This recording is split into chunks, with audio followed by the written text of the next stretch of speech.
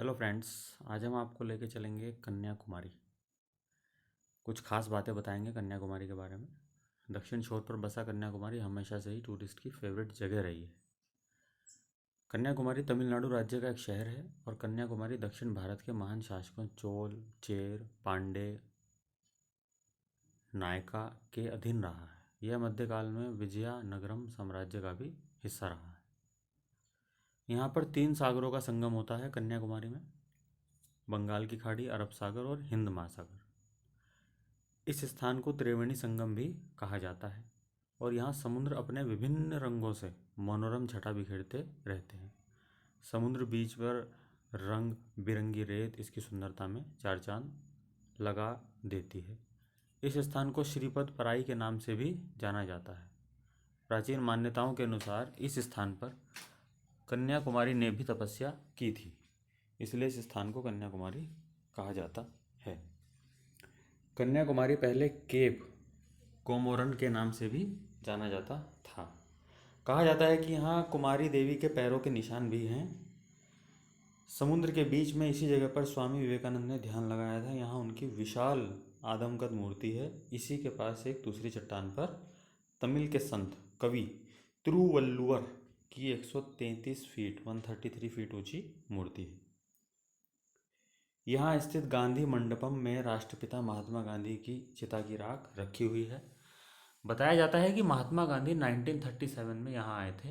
कहते हैं कि 1948 में कन्याकुमारी में भी उनकी अस्थियां विसर्जित की गई थी। कन्याकुमारी अपने सूर्योदय के दृश्य के लिए काफ़ी प्रसिद्ध है। सुबह हर होटल की छत पर पर्यटकों की भारी भीड़ सूरज की अगवानी के लिए जमा हो जाती है। शाम को सागर में डूबते सूरज को देखना भी यादगार होता है। आप अगर कभी आएँ तो ज़रूर देखें। उत्तर की ओर करीब 2 से 3 किलोमीटर दूर एक सनसेट पॉइंट भी है। कहा जाता है कि भगवान शिव ने असुर वाणासुर को वरदान दिया था कि कुंवारी कन्या के अलावा किसी के हाथों उसका वध नहीं होगा। प्राचीन काल में भारत पर शासन करने वाले राजा भरत को 8 पुत्री और एक पुत्र था। भरत ने अपने साम्राज्य को 9 बराबर हिस्सों में बांटकर अपनी संतानों को दे दिया। दक्षिण का हिस्सा उनकी पुत्री कुमारी को मिला। कुमारी शिव की भक्त थी और भगवान शिव से विवाह करना चाहती थी। विवाह की तैयारियां होने लगी, लेकिन नारद मुनि चाहते थे कि वाणासुर का कुमारी के हाथों वध हो जाए।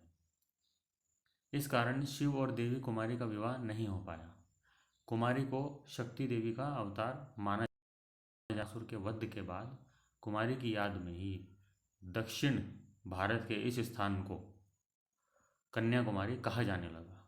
यह भी कहा जाता है कि शहर का नाम देवी कन्याकुमारी के नाम पर पड़ा है, जिन्हें भगवान कृष्ण की बहन माना गया है। यहाँ के समुद्री तट पर ही कुमारी देवी का मंदिर है, जहाँ देवी पार्वती के कन्या रूप को पूजा जाता है। मंदिर में प्रवेश के लिए पुरुषों को कमर से ऊपर के वस्त्र उतारने पड़ते हैं।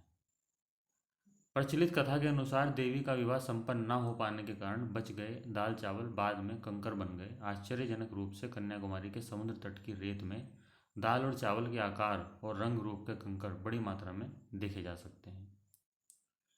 कन्याश्रम सर्वाणी कन्याकुमारी। कन्याश्रम में माता का पृष्ठभाग पीठ गिरा था, इसकी शक्ति है। सर्वाणी और शिव को निमिष कहते हैं। कुछ विद्वानों का मानना है कि यहाँ माँ का उधर्व दंत गिरा था। कन्याश्रम को काली श्राम या कन्याकुमारी शक्तिपीठ के नाम से भी जाना जाता है। यह शक्तिपीठ चारों ओर जल से घिरा हुआ है। यह एक छोटा सा टापू है जहाँ दृश्य बहुत ही मनोरम है।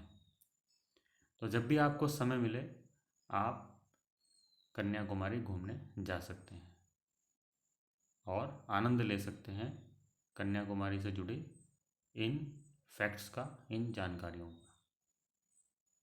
तब तक के लिए आप चैनल को शेयर कीजिए, सब्सक्राइब कीजिए और लाइक ज़रूर कीजिए अगर आपको पसंद आता है। धन्यवाद।